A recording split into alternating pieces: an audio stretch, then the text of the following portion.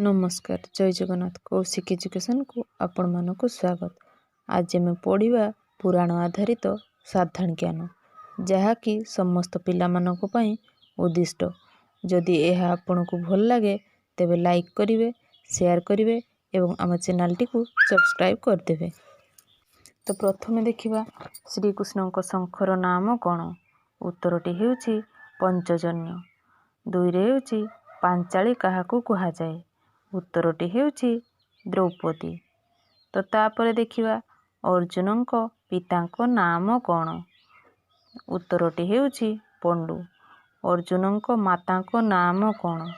यार सठिक उत्तरटी हेउची कुंती। किए भविष्यत जानी मध्य न पचारिबा पर्यंत कहु नथिले?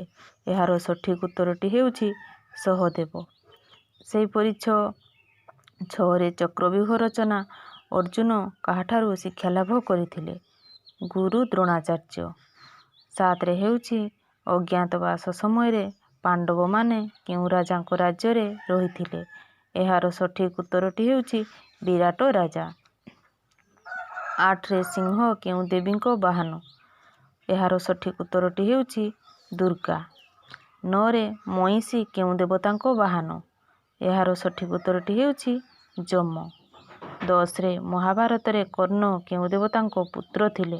यार सठिक उत्तरटी हेउची सूर्य।